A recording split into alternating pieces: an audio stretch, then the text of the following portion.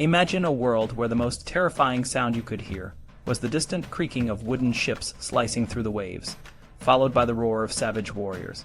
This was the reality for the people of medieval Europe during the Viking Age.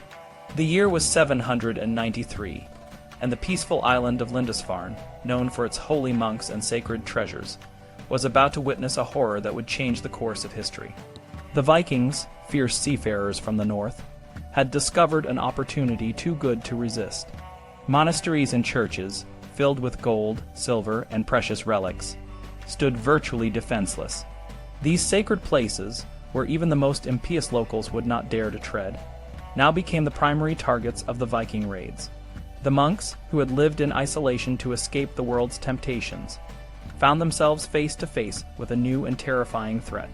The first recorded Viking raid in the west struck Lindisfarne, a small island off the northeast coast of Northumberland, in June 793. The Anglo-Saxon Chronicle describes the scene. In this year, dire portents appeared over Northumbria and sorely frightened the people. There were excessive whirlwinds, lightning, and fiery dragons were seen flying in the sky.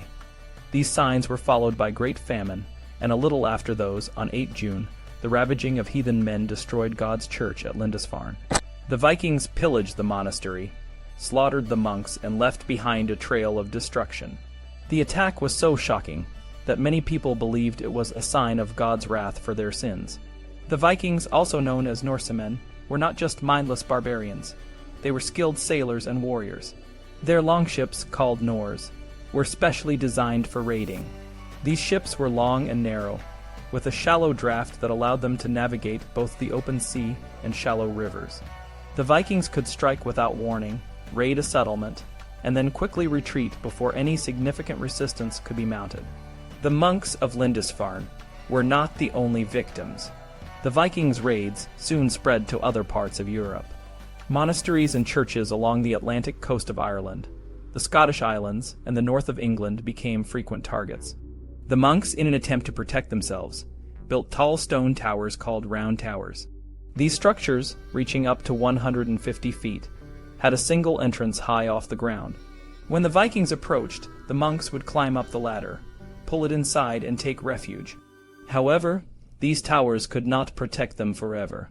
The Vikings learned to wait out the monks and demand protection money in exchange for a temporary reprieve. The Viking raids continued for over 3 centuries, terrorizing the people of Western Europe.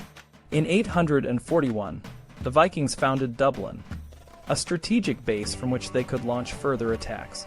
They also established settlements in the Orkneys, Shetlands, and Hebrides, turning these islands into stepping stones for their raids. The English, in an effort to buy peace, began paying a form of regular blackmail called danegeld. This tribute, paid to the Vikings to prevent further attacks, only encouraged more raids. One of the most infamous Viking leaders was Eric Bloodaxe, whose name alone struck fear into the hearts of his enemies. He was the son of Harold Fairhair, the king who unified Norway and drove out many lesser chieftains. Eric, along with other exiled leaders, sought new lands to settle.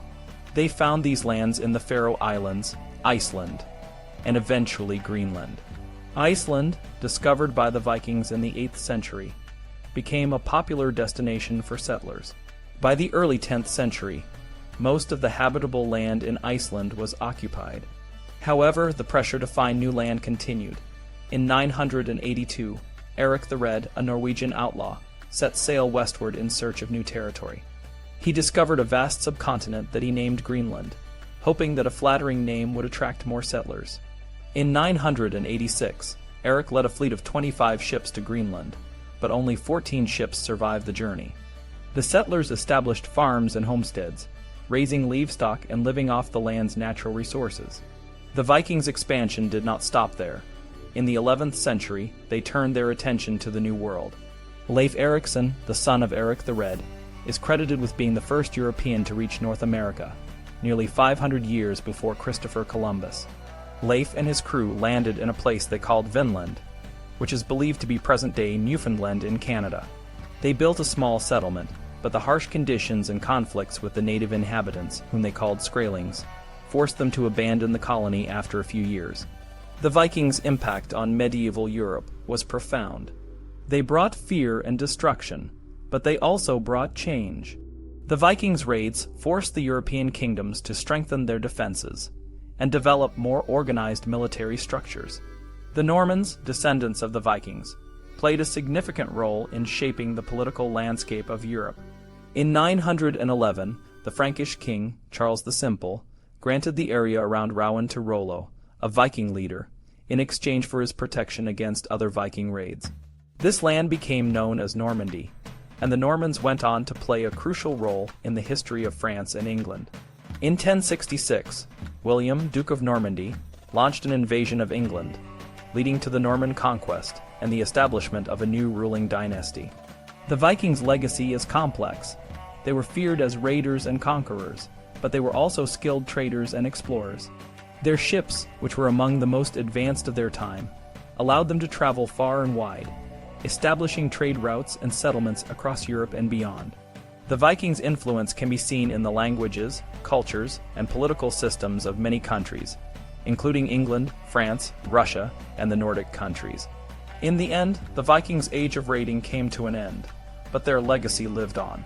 The Normans, who were once the terror of Europe, became its rulers and played a crucial role in shaping the medieval world. The Vikings' seafaring skills, their spirit of exploration, and their ability to adapt to new environments continue to inspire people today. Their story is a reminder that even in the darkest of times, human ingenuity and resilience can lead to great achievements.